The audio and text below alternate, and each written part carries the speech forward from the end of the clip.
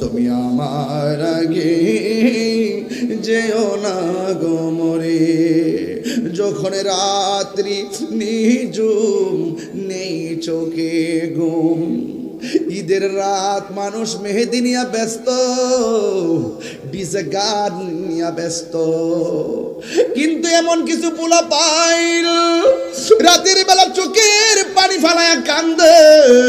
ঈদের দিন সকাল বেলা নতুন জামা গায়া লাগায়া চোখের পানি ফালায়া ফালায়া কান্দে। ঈদগায় ঢোকার সময় ব্রিজের গুনায় দাঁড়ায়া দাঁড়ায়া কান্দে।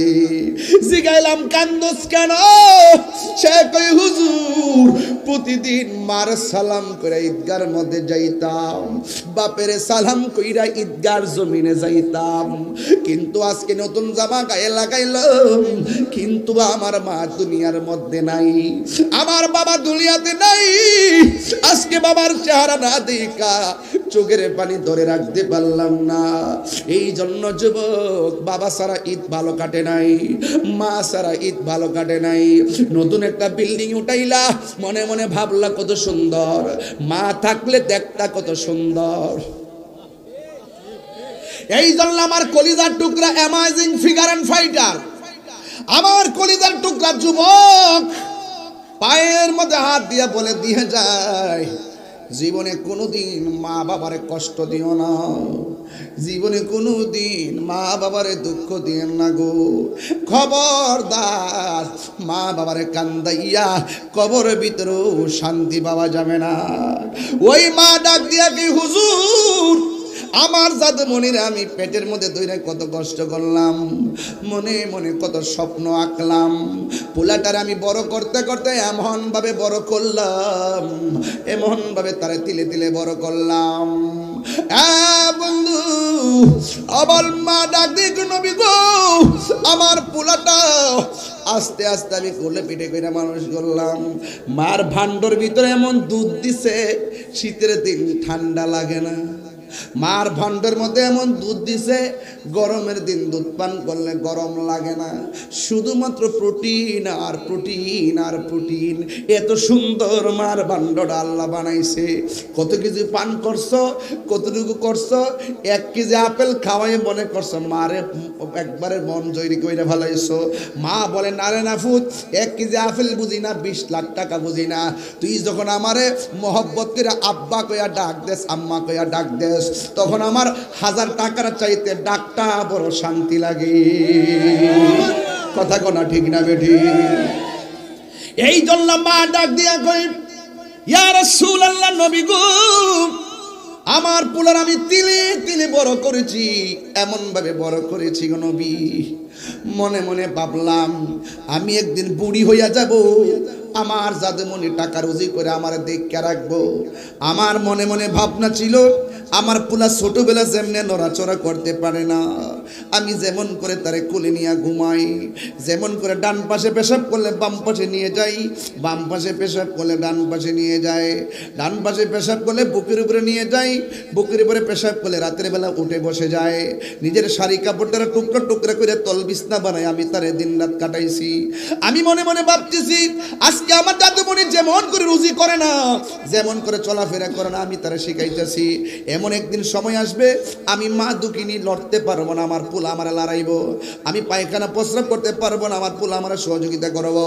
ইয়া রাসূলুল্লাহ, নবী গো আমার জাদুমণির এমন ভাবে স্বপ্ন দেখে বড় করলাম, আমার জাদুমণি বড় হলো, আমার জাদুমণি চাকরি হয়ে গেল, বয়স যত গেল আমার শরীরটা তত দুর্বল হয়ে গেল, কিন্তু আমি টাকা রুজি আগের মতো করতে পারি না, আমি আগের মতো চলতে পারি না, কাজকর্ম করতে পারি না।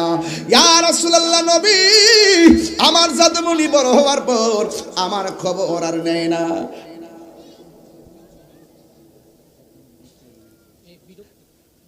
আমার খবর আর নেই না, আমার জাদুমণি আমার খবর না নেওয়ার কারণে আমার কষ্টের মাত্রা বেড়ে গেছে, আমার কষ্টের মাত্রাটা বেড়ে গেছে গো নবী। ইয়া রাসূলুল্লাহ, দিন যায় পেটের ক্ষুধা তো আর মুখের কথায় পূর্ণ হয় না। পেটের ক্ষুধা হলে ক্ষুধা খাবার দেওয়া লাগে, আমার পোলা আমার খবর নেই না। ব্যথা হইলে ওষুধ খাওয়া লাগে, মুখের কথায় ব্যথা ভালো হয় না। হ্যাঁ বন্ধু, আমি নিজে বুঝতেছি পিঠের মধ্যে যে হঠাৎ কালকে থেকে ব্যথাটা কত কঠিন। ডানে তাকাইতে পারতেছি না, বামে তাকাইতে পারতেছি না। ওয়াল্লাহি, আল্লাহর শপথ করে বলি এত কষ্ট লাগতেছে। এরপর আমি কথা বলতেছি, জান সালামত বড় নিয়ামত রে বাবা। কি ভাষায় বলবো? এই জন্য যুবক মহিলাটা ডাক দিয়ে ইয়া রাসূলুল্লাহ, আমার জাদুমণি আমার শেষ বয়সে কষ্ট দিতে দিতে কষ্টের মাত্রাটা দেয়ালের মধ্যে পিঠ ঠেকায় ফেলছে। আমি আল্লাহর লাস্টে সহ্য করতে না পাইরা আমি আল্লাহরে বলছি, আল্লাহ, ও আল্লাহ, পোলা আমার যে কষ্টটা শেষ বয়স দিল, তুমিও তারে কবরের মধ্যে কষ্ট দিও। আমি কেন হাসতেছি জানেন নি গো নবী? আল্লাহ যে আমি ফাগুলনির বদুয়াটা কবুল করছে, আমার ডাকটা যে শুনছে, এই জন্যে আমি আনন্দে হাসতেছি। এবার নবী তো উম্মতের কান্ডারি, নবী তো রহমাতুল লিল আলামিন, নবীর তো সহ্য হয় না। চোখের সামনে সবাই জান্নাতের গালিচার মধ্যে ঘুমাবে, আর একটা উম্মত জাহান্নামের গালিচায় থাকবে, হতে পারে না। আল্লাহর ডাক দিয়ে কি, আল্লাহ, ও আল্লাহ, মহিলাটা তো বড় কষ্ট পাইয়া বদদুয়া দিল, তুমি কবুল করলা। তবে একটা বাহার কবরটারে ফাঁক কইরা দিয়া মহিলাটার আযাবটা দেখাইয়া দাও। নবী যখন দোয়া করে, নবীর মতো মুস্তাজিব দাওয়া পৃথিবীর মধ্যে কেউ নাই।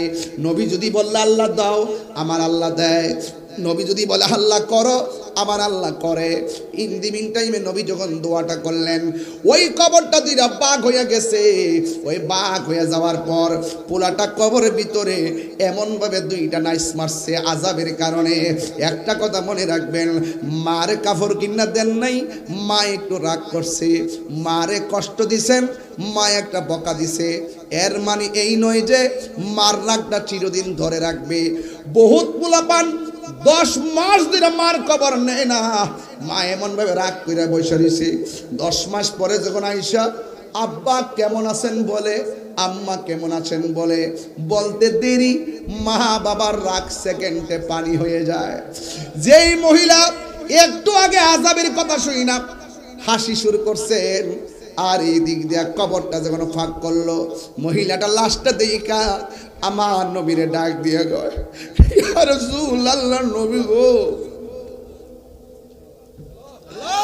আমি যদি আগে জানতাম এমন ভাবে বদদুয়া দিলে আমার আল্লাহ আমার পোলাটারে এমন ভাবে আগুন দিয়া জ্বালাইব, জীবনেও আমি বদদুয়া দিতাম, জীবনেও আমি বদদুয়া দিতাম। ইয়া রাসূলুল্লাহ, ও নবী গো, আমার আল্লাহর কন্যা, আমার আল্লাহ যেন আমার জাদুমণির কবরটাতে নূরের বাতি জ্বালায় দে। আরে কেমন মা, কেমন মা, নিঃস্বার্থে ভালোবাসে শুধু আমার মা, ববে যার তুলনা নাই, নিঃস্বার্থে ভালোবাসে শুধু আমার মা, ববে যার তুলনা নাই। সেই মা তোমার চলে গেলে গো, সেই মা তোমার চলে গেলে সার হইব কান্দন, এই জগতে কেউ হবে না মায়েরই মতো, এই জগতে কেউ হবে না মায়েরই মতো। মা তোর আপন কইর যতন, মা তোর আপন কইর যতন, মা অমূল্য ধন, এই জগতে কেউ হবে না মায়েরই মতো, এই জগতে কেউ হবে না মায়েরই মতো। বাবা গো বাবা, গো বাবা, বাবা তুমি কেমন আছো ছোট মাটির ঘরে, তোমার কথারি দই মাঝে পড়ছে বারে বারে, বাবা গো বাবা, বাবা গো বাবা। এই কত আদরে কত স্নেহ তোমার কাছে পেলাম, সব কিছু হারিয়ে আজকে নিঃস্ব হয়ে গেলাম। কত আদরে কত স্নেহ তোমার কাছে পেলাম, সব কিছু হারিয়ে আজকে নিঃস্ব হয়ে গেলাম। ভালোবাসি তোমায় বাবা, বুকটা যে যাইছি রে, ভালোবাসি তোমায় বাবা, বুকটা যে যাইছি রে, তোমার কথারই দই মাঝে পড়ছে বারে বারে, বাবা গো বাবা, বাবা গো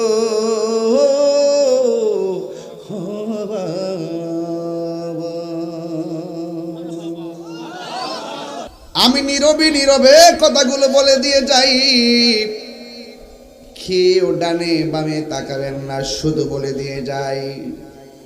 আল্লাহ বলে বান্দারে আমি তোরে বানাইলাম, আমি তোরে এমন সুন্দর করে বানাইছি, বানাইতে যাইয়া তোর চেহারাটারে আমার নিজের হাত দিয়া বানাইছি।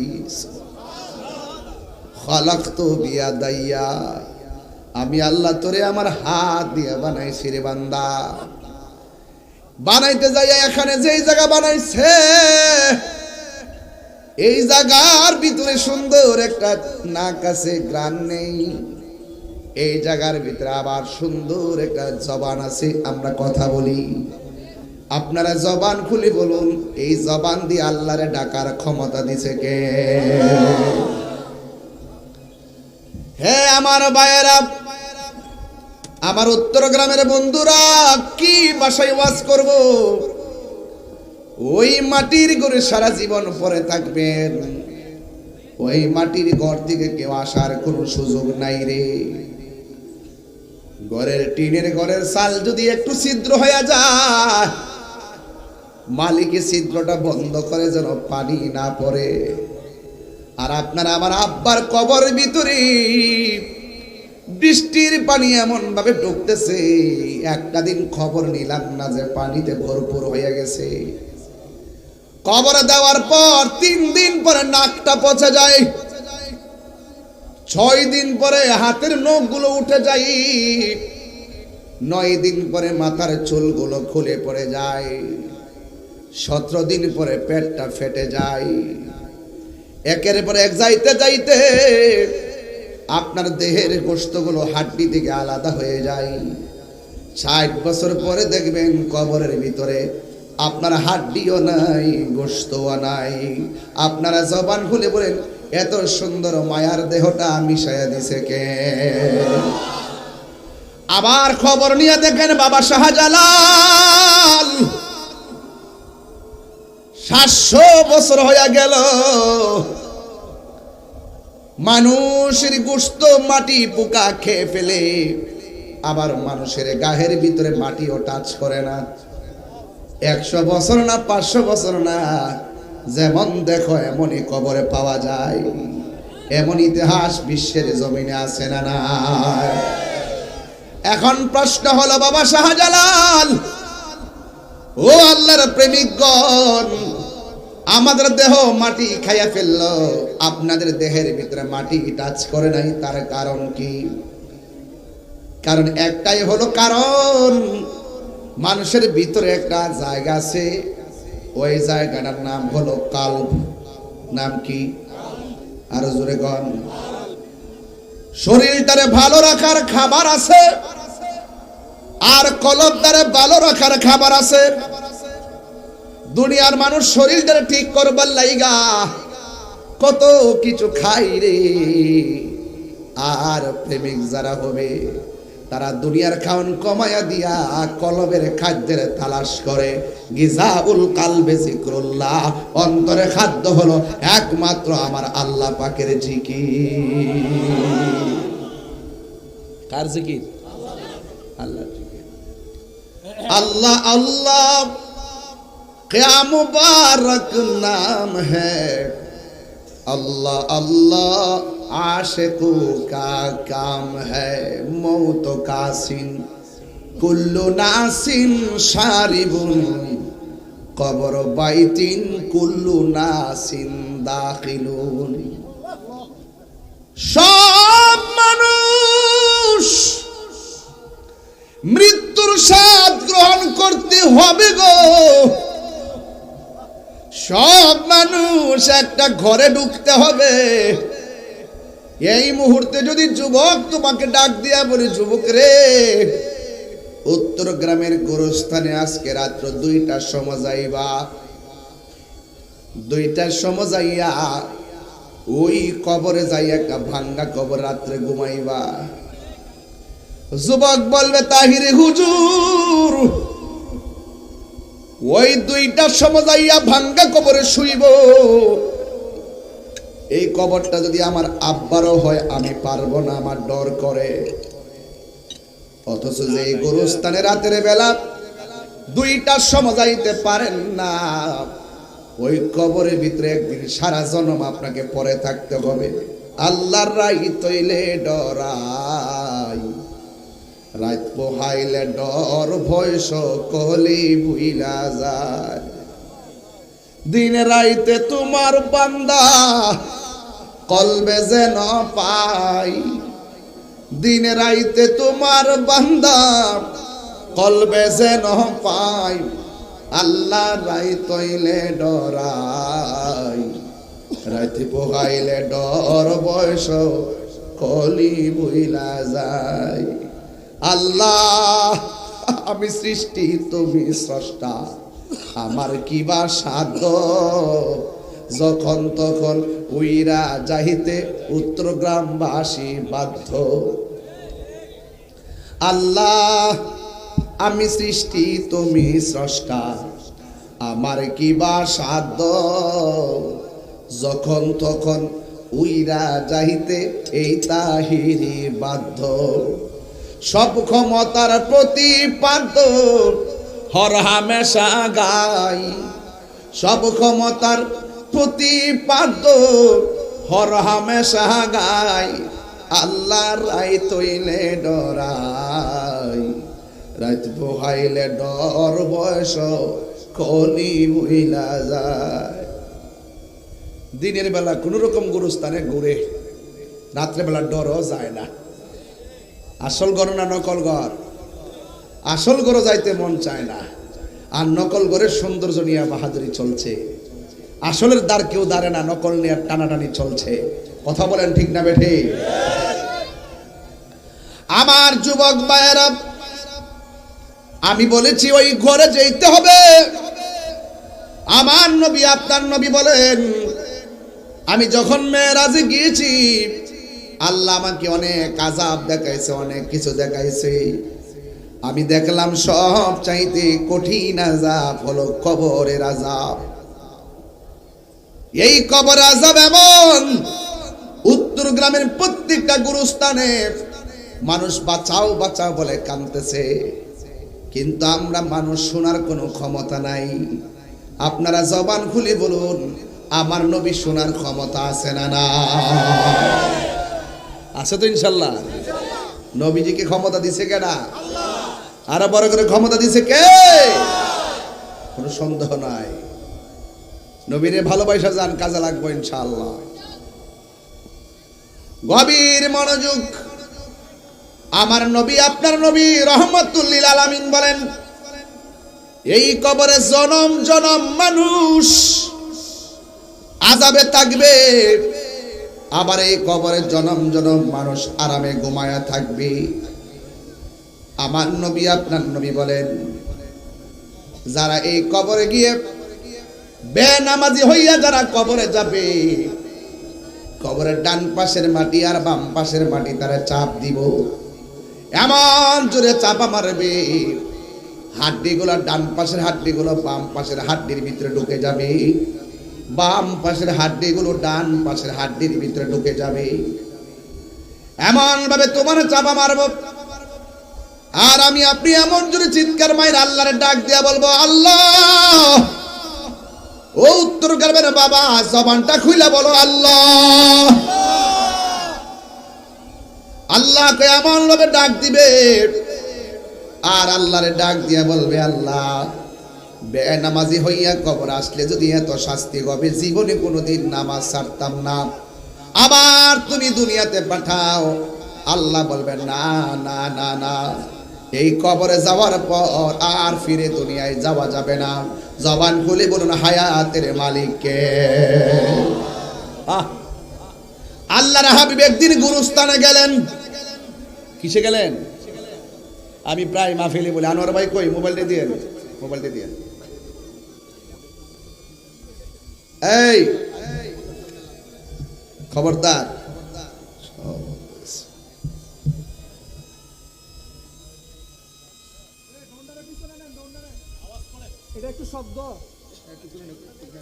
আমার যুবক ভাইয়েরা,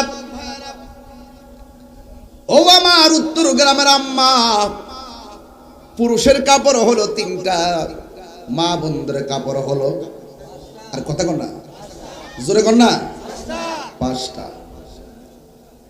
আহা, এই কাপড়ের মধ্যে কোনো পকেট আসেনি?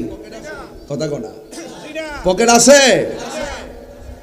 গুরুস্থানের একটু মাটি বাইনা করে রাখ রে, এক্ষুনি তোর আসতে পারে চলে যাওয়ার ডাক।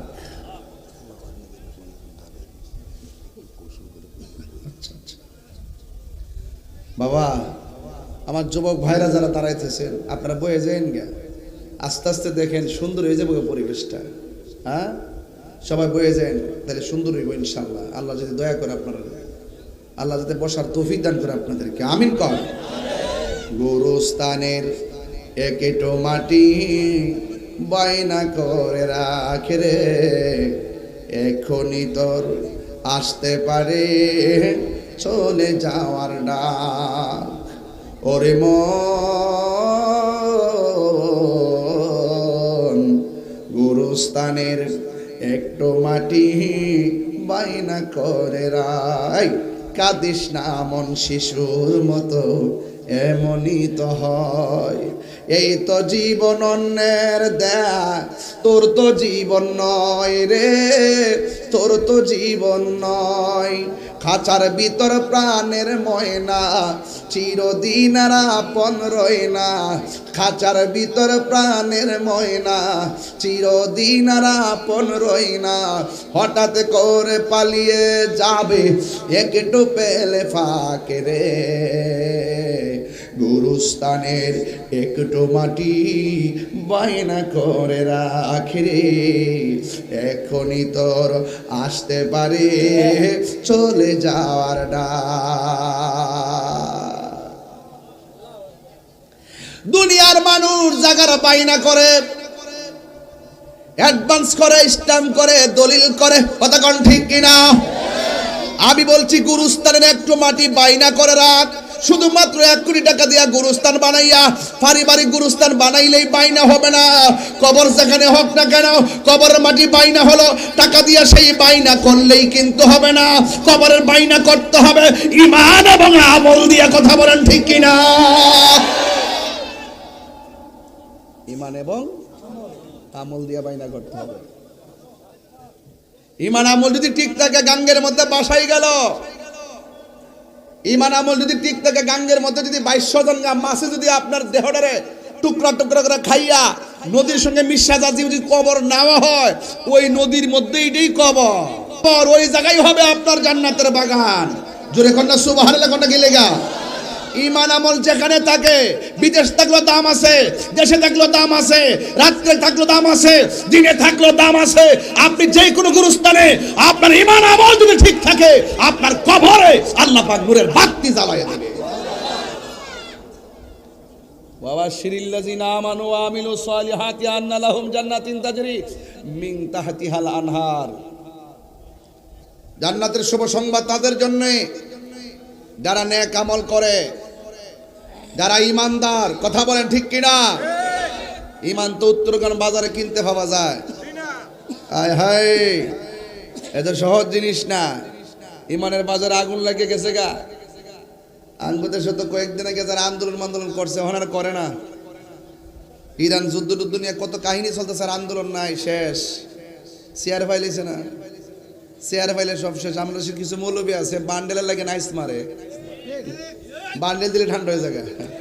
খালি ফাটছে না, কিন্তু আমরা সুন্নিরা ওই কথা কন্টি রাস না ভাই।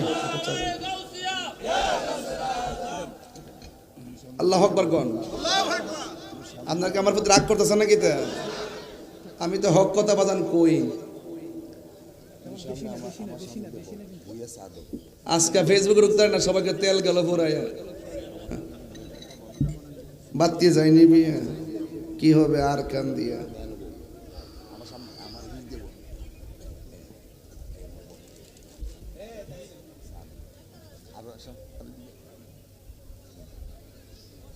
শুধুমাত্র মোটরসাইকেলের লাইন, বাইকের লাইন ধরছে, বাসের লাইন ধরছে, ট্রাকের লাইন ধরছে। এখন আর কেউ আর আন্দোলন করে না।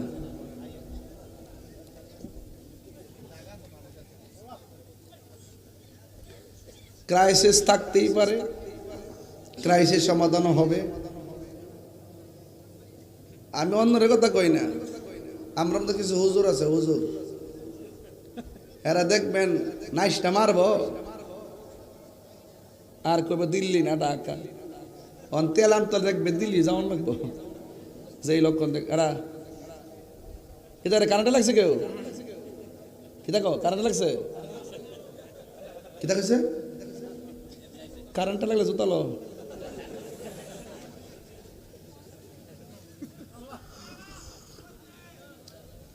কিতা কস রে?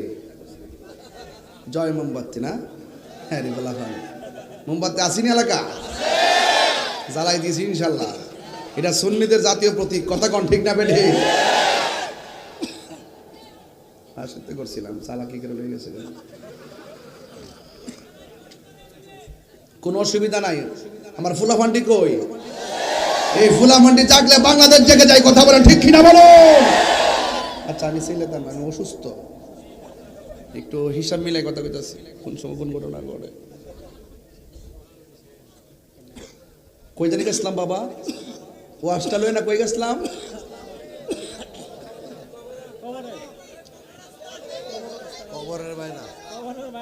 ও বাইনা বাইনা। এই বেটা ঠিক আছে, কাছে বইছো এলে ফিসা মতো ঠিক আছে। কবর বাইনা কি তার টেহাদা করলে চলবো, জায়গা কিনলে চলবো? খালি পারিবারিক গুরুস্থান লাগাইলে মনে করে কাম হয়ে যাবো গা। আরে বাপরে, অত সুজা হলি আল্লাহর মাজার ভাঙ গেল। আবার কথা কেউ সিন্নি খাইলে কার দ্বারা মোল্লা ছিল না। এই যে ওলি আল্লাহ নাই লেবাটা লেংটি ভর্তা, আর ওই ওলি আল্লাহর মাজার ভাঙ্গার কথা কও। সাবধান, যারা সুফিবাদী লোক, যারা ওলি আল্লাহর ভক্ত, তাদেরকে টাকা দিয়া কিনা যায় না। আমরা তো কত ফোন দেয়, কি চান আপনি আয়েন, হ্যাঁ কত কথা কয়। আমি কি কিচ্ছু চাই না, খালি একটা কথা, ভালো হয়ে যাও মাসুদ, আর কিছু লাগতো না। ভালো সবাই যদি যার যার জায়গা থেকে ভালো হয়ে জায়গা, আর কিছু লাগতো না। আর কতক্ষণ ঠিক না বেঠে? এটি তো আমার ওয়াজ, নাকি আর কোনো ওয়াজ আছে? সবার কাছে ভালো হয়ে যাও। কবরে গেলে জুতার বাড়ি, বাবা আমার মরণের কতদিন বাকি আমি জানিলাম না গো। আল্লাহ মরণের কতদিন বাকি, সবাই আমার মরণের জানিলাম না গো। আল্লাহ মরণের কতদিন বাকি। আর আজরাইলা শিয়া যখন হস্তে দিবা দরি, আজরাইলা শিয়া যখন হস্তে দিবা দরি তখন আমার মনা ভাই করবা লুকা লুকি আমি জানিলাম না গো আল্লাহ মরণের কত দিন বাকি জানেননি আর 40 দিনের আগে ভাইরে মৌতের নিশানি 40 দিনের আগে ভাইরে মৌতের নিশানি আজরাইল আইসা কাইরা নিব চোখে দিয়া আন্দি আমি জানিলাম না গো আল্লাহ মরণের কত দিন বাকি আমার মরণের কত দিন বাকি আমি জানিলাম না গো আল্লাহ মরণের কত দিন বাকি জানেননি আপনারা কেউ জানে না কেউ জানে না রাসূলুল্লাহ গুরুস্থানের মধ্যে গেলেন বলুন আপনারা নবী দেখার ক্ষমতা আছে না নাই আল্লাহর হাবিব নতুন একটা গুরুস্থানের মধ্যে গেল যতটা কবর হয়েছে রাসূল সব উঁচা উঁচা দেখলেন প্রত্যেকটা কবরের চিহ্ন আছে রে নবী আমার গুরুস্থানে ঢুকলেন আল্লাহ কয় ইন্নাল্লাহা ইউসমিউ মাইয়াশা আল্লাহ কয় আমি যার ইচ্ছা করি কবরের ভিতরে কে কেমন আছে দেখার ক্ষমতা আমি দান করি আল্লাহর হাবিব ওই গুরুস্থানের মধ্যে যাইয়া নবী আমার প্রত্যেকটা কবর দিকে আমার নবী তাকাইলেন সবাই আমার সাথে সাথে বিনায়া বিনায়া কন বন্ধুরারে আমার ও আমার উত্তরগ্রাম বুড়িচঙ্গের বাবারা কি ভাষাই বলবো এবার আমার নবী গুরুস্থানে যাওয়ার পর নবী আমার কবরের দিকে তাকায় তাকায় মুস্কি মুস্কি হাসতেছেন সাহাবায়ে কেরাম বড় আনন্দিত আনন্দিত হঠাৎ করে আমার নবী ওই গুরুস্থানের ভিতরে সব কবর দেখে দেখে আমার নবী মুস্কি মুস্কি হাসলেন এবার একটা কবরের মধ্যে আমার নবী গেলেন ওই কবরটা দেখে আমার নবী চোখের পানি ফালায়া ফালায়া কান্না শুরু করে দিলেন ও বন্ধুরে বন্ধুরে ও বাবা এবার আমার নবী যখন চোখের পানি মুবারক ছেড়ে কান্না শুরু করলেন ওই মুহূর্তে নবীর সাহাবী ডাক দিয়ে ইয়া রাসূলুল্লাহ নবী গো ও মায়ার নবীজি আপনি সব কবর দেখে আপনি মুচকি মুচকি হাসলেন একটা কবর দেখে কেন আপনি চোখের পানি ফেলে ফেলে কাঁদলেন কারণটা কি নবী এবার আমার নবী আপনার নবী ডাক দিয়া কয় হ্যাঁ সাহাবীরা আমি নবী যাহা দেখি তোমরা তা দেখো না তোমরা একটা কাজ করো আমি নবী কেন হাসলাম জানোনি আমি নবী যখন গুরুস্থানের মধ্যে ঢুকলাম তাকায়া দেখতেছি এই গুরুস্থানে যতটা মানুষ শুয়ে আছে প্রত্যেকটা কবরবাসীর নিচে আমার আল্লাহ জান্নাতের গালিচা বিছায়া রাখছে এমন এমন গালিচা আমরা চাই কি চাই না আর জবান খুলে কোন চাই কি চাই না এ বন্ধু সাহাবীরা কয় নবী গো তাইলে একটা কবরের দিকে তাকায়া কেন আপনি কাঁদলেন এবার আমার নবী বলে সাহাবীরে তোমরা এই কথাটার ব্যাখ্যা আমার কাছ থেকে পড়ে নাও তবে একটা কাজ করা লাগবে তোমরা সবাই বাজারে যাও বাজারে যায় এলান করে দাও এই গুরুস্থানের ভিতরে যারা যে আপনজনরে শোয়াইছে সবাই যেন আইসা এক একজনে কবরের পারে দাঁড়ায় যেমন আপনার সন্তান মারা গেছে আপনি যাইয়া কবরের পারে দাঁড়াইবেন ভাই মারা গেছে ভাইয়ে যাইয়া কবরের পারে দাঁড়াবে আল্লাহর হাবিব একটা এলান করে দিলেন সবাই চলে আসো এবার নবীর এলান শুই না আপনজনরা সবাই কবরস্থানে আসার জন্য লাইন ধরেছে আর সাহাবীরা মনে মনে কল্পনা করে আমার নবী যেই কবরের দিকে তাকায়া কাঁদছেন কান্নার কারণটা কি এই জন্য ওই কবরের দিকে সবার নজর চলে গেছে এবার ওই কবরের মধ্যে কে আয়সা দাঁড়ায় সাহাবীরা অপেক্ষা করা শুরু করলেন ওই মুহূর্তে সব সাহাবীরা তাকায়া দেখতেছেন যতটা কবর দিকে তাকায়া নবী কান্না করে হাসছেন প্রত্যেকটা কবরের পারে এসে আপনজন দাঁড়ায় গেছে আর যেই কবরের দিকে তাকাইয়া আমার নবী কান্না করেছেন ওই কবরের পারে কেউ আসে না কবরটা খালি পড়ে আছে। অনেকক্ষণ অপেক্ষা করার পর তাকায়া দেখতেছেন একটা বুড়া মহিলা লাঠি বর কইরা ওই কবরের পারে দাঁড়ায় গেছে। এবার আমার নবী ডাক দিয়া, আল্লাহু আকবার জোরে হবে, আমার নবী ডাক দিয়া কয় মা গো, ও মা, এই কবর আসতে আপনার দেরি হলো কেন? আমি অসুস্থ, লাঠি ভর করে করে কবরের মধ্যে আসলাম।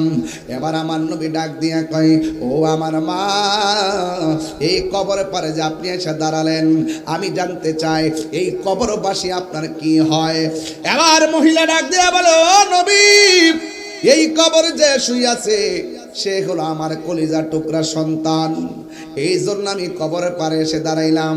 এবার আমার নবী ডাক দিয়া বলে মা গো, আপনি জানেননি আপনার সন্তান কবরে কেমন আছে?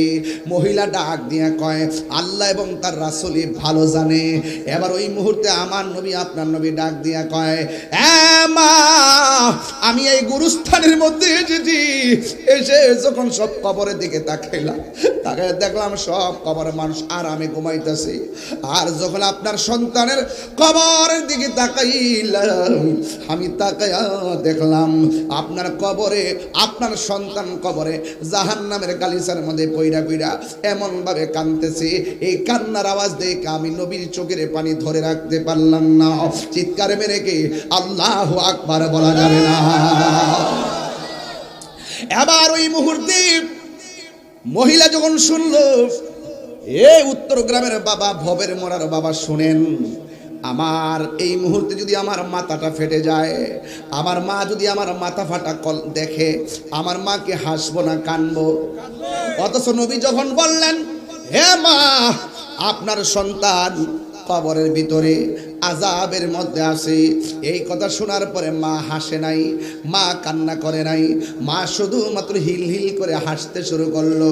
এবার আমার নবী ডাক দিয়া কয় মা গো, পৃথিবীর সব মা সন্তানের ব্যথায় ব্যথিত হয়, আপনাকে আমি বললাম আপনার সন্তান কবরের ভিতরে বড় কষ্ট আছে, আপনি দেখো কাঁদলেন না, না কান্নাকাটি কইরা আপনি কেন হাসি দিলেন?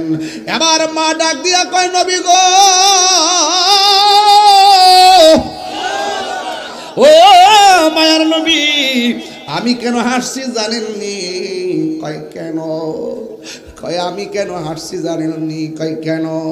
আমার জাদুমণি যখন আমার পেটের ভিতরে ছিল, আমার কাছে বড় শান্তি লাগছিল।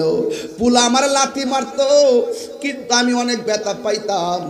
আমি মনে মনে ভাবতাম লাথিতে ব্যথা পাইলেও আমার পুলা তো পেটের ভিতরে জিন্দা আছে, আমার কাছে বড় আনন্দ লাগতো।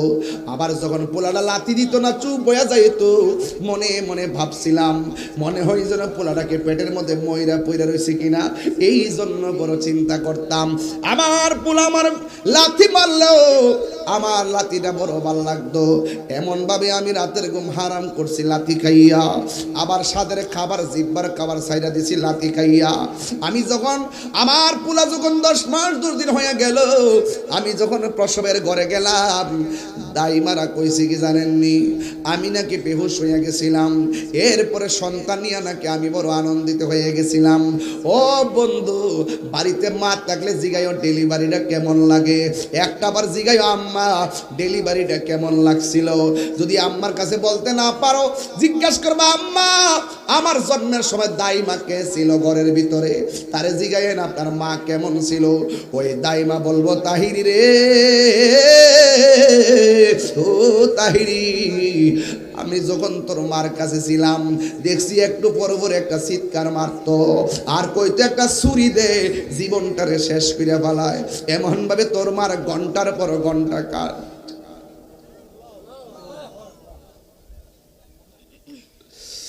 মায়ের একদার দুধের দাম কাটিয়া গায়ের চাম, বাপস বানাইল ঋণ সুদ হবে না। এমন দরদি ভবে কেউ হবে না আমার মা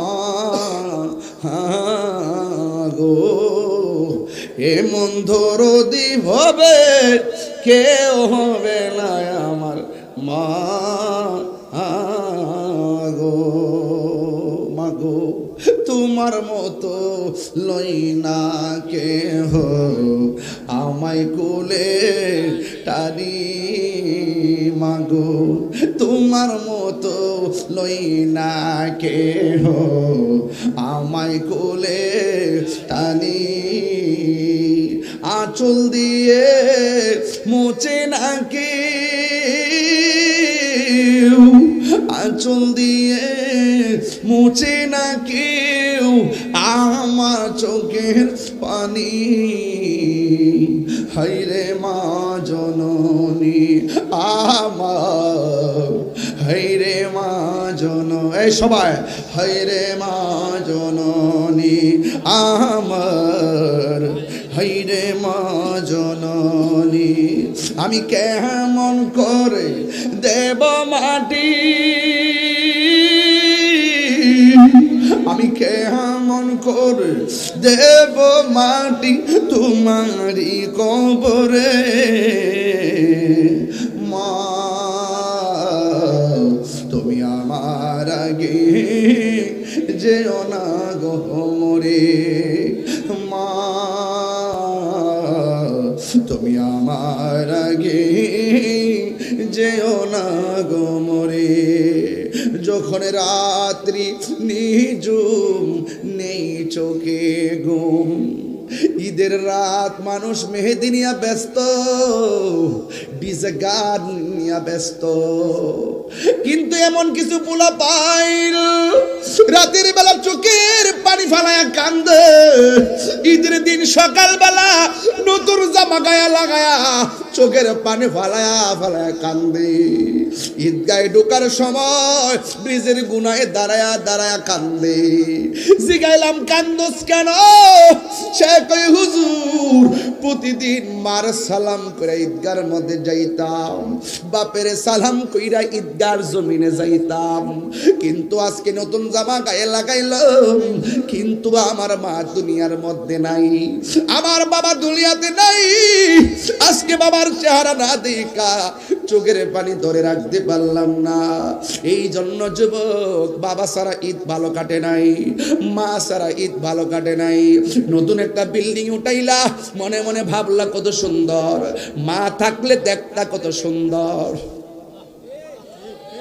এই জন্য আমার কলিজার টুকরা অ্যামেজিং ফিগার অ্যান্ড ফাইটার, আমার কলিজার টুকরা যুবক পায়ের মধ্যে হাত দিয়া বলে দিয়ে যায়, জীবনে কোনোদিন মা বাবারে কষ্ট দিও না, জীবনে কোনোদিন মা বাবারে দুঃখ দিয়েন না গো, খবরদার মা বাবারে কান্দাইয়া কবরের ভিতরেও শান্তি পাওয়া যাবে না। ওই মা ডাক দিয়া কি হুজুর আমার জাদুমণির আমি পেটের মধ্যে ধরে কত কষ্ট করলাম, মনে মনে কত স্বপ্ন আঁকলাম, পোলাটার আমি বড় করতে করতে এমন ভাবে বড় করলাম, এমন ভাবে তারে তিলে তিলে বড় করলাম। বন্ধু আবার মা ডাক দিক নবী গো, আমার পোলাটা আস্তে আস্তে আমি কোলে পিঠে করে মানুষ করলাম, মার ভান্ডর ভিতরে এমন দুধ দিছে শীতের দিন ঠান্ডা লাগে না, মার ভান্ডার মধ্যে এমন দুধ দিছে গরমের দিন দুধ পান করলে গরম লাগে না, শুধুমাত্র প্রোটিন আর প্রোটিন আর প্রোটিন, এত সুন্দর মার ভান্ডার আল্লাহ বানাইছে। কত কিছু পান করছো, কতটুকু করছো, 1 কেজি আপেল খাওয়াই মনে করছো মারে একবারে মন জয়রি কইরা ফেলাইছো। মা বলে না রে নাফুত, 1 কেজি আপেল বুঝি না, 20 লাখ টাকা বুঝি না, তুই যখন আমারে মহব্বত করে আব্বা কইয়া ডাক দেস, আম্মা কইয়া ডাক দেস, তখন আমার 1000 টাকার চাইতে ডাকটা বড় শান্তি লাগে। কথা কোনা ঠিক না বেঠি?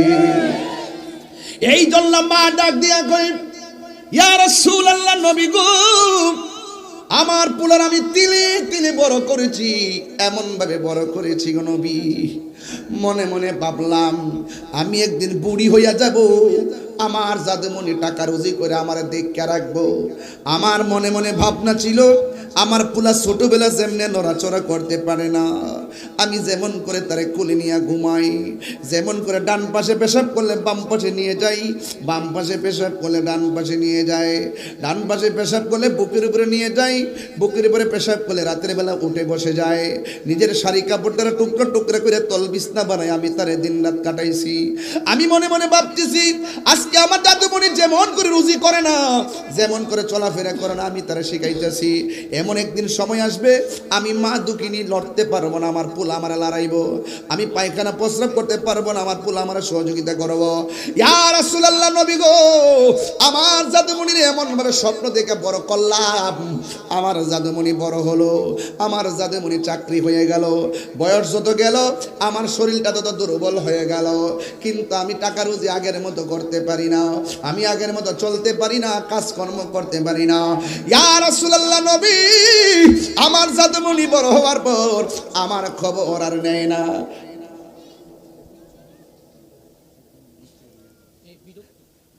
আমার খবর আর নেই না। আমার জাদুমণি আমার খবর না নেওয়ার কারণে আমার কষ্টের মাত্রা বেড়ে গেছে, আমার কষ্টের মাত্রাটা বেড়ে গেছে গো নবী। ইয়া রাসূলুল্লাহ, দিন যা পেটের ক্ষুধা তো আর মুখের কথায় পূর্ণ হয় না, পেটের ক্ষুধা হলে ক্ষুধা খাবার দেওয়া লাগে, আমার পোলা আমার খবর নেই না, ব্যথা হইলে ওষুধ খাওয়া লাগে, মুখের কথায় ব্যথা ভালো হয় না। হ্যাঁ বন্ধু, আমি নিজে বুঝতেছি পিঠের মধ্যে যে হঠাৎ কালকে থেকে ব্যথাটা কত কঠিন, ডানে তাকাইতে পারতেছি না, বামে তাকাইতে পারতেছি না, ওয়াল্লাহি আল্লাহর শপথ করে বলি এত কষ্ট লাগতেছে। এরপর আমি কথা বলতেছি, জান সালামত বড় নিয়ামত রে বাবা, কি ভাষায় বলবো। এই জন্য যুবক মহিলাটা ডাক দিয়ে, ইয়া রাসূলুল্লাহ, আমার জাদুমণি আমার শেষ বয়সে কষ্ট দিতে দিতে কষ্টের মাত্রাটা দেয়ালের মধ্যে পিঠ ঠেকায় ফেলছে, আমি আল্লাহর লাস্টে সহ্য করতে না পাইরা আমি আল্লাহরে বলছি, আল্লাহ, ও আল্লাহ, পোলা আমার যে কষ্টটা শেষ বয়সে দিল, তুমিও তারে কবরের মধ্যে কষ্ট দিও। আমি কেন হাসতেছি জানেন নি গো নবী? আল্লাহ যে আমি ফাগুলনির বদুয়াটা কবুল করছে, আমার ডাকটা যে শুনছে, এই জন্যে আমি আনন্দে হাসতেছি। এবার নবী তো উম্মতের কান্ডারি, নবী তো রহমাতুল লিল আলামিন, নবীর তো সহ্য হয় না, চোখের সামনে সবাই জান্নাতের গালিচার মধ্যে ঘুমাবে, আর একটা উম্মত জাহান্নামের গালিচায় থাকবে, হতে পারে না। আল্লাহর ডাক দিয়ে, আল্লাহ, ও আল্লাহ, মহিলাটা তো বড় কষ্ট পাইয়া বদদুয়া দিল, তুমি কবুল করলা, তবে একটা বাহার কবরটারে ফাঁক কইরা দিয়া মহিলাটার আযাবটা দেখাইয়া দাও। নবী যখন দোয়া করে, নবীর মতো মুস্তাজিব দাওয়া পৃথিবীর মধ্যে কেউ নাই। নবী যদি বললে আল্লাহ দাও, আমার আল্লাহ দেয়, নবী যদি বলে আল্লাহ করো, আমার আল্লাহ করে। ইন দি মিন টাইমে নবী যখন দোয়াটা করলেন, ওই কবরটা দুইটা বাঘ হয়ে গেছে। ওই বাঘ হয়ে যাওয়ার পর পোলাটা কবরের ভিতরে এমনভাবে দুইটা নাইস মারছে আযাবের কারণে। একটা কথা মনে রাখবেন, মারে কাফর কিনা দেন নাই, মা একটু রাগ করছে, মারে কষ্ট দিছেন, মা একটা বকা দিছে, এর মানে এই নয় যে মার রাগটা চিরদিন ধরে রাখবে। বহুত পোলাপান 10 মাস ধরে মার খবর নেয় না, মা এমন ভাবে রাগ করে বসে রয়েছে। 10 মাস পরে যখন আইসা আব্বা কেমন আছেন বলে, আম্মা কেমন আছেন বলে, বলতে দেরি মা বাবার রাগ সেকেন্ডে পানি হয়ে যায়। যেই মহিলা একটু আগে আযাবের কথা শুনি না হাসি শুরু করছেন, আর এই দিক দিয়া কবরটা যখন ফাঁক করলো, মহিলাটা লাশটা দেখা আমার নবীরে ডাক দিয়ে গয়, ইয়া রাসূলুল্লাহ, নবী গো,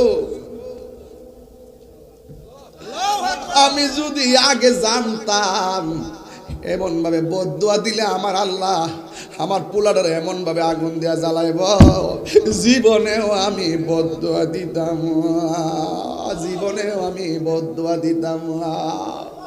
ইয়া রাসূলুল্লাহ, ও নবী গো,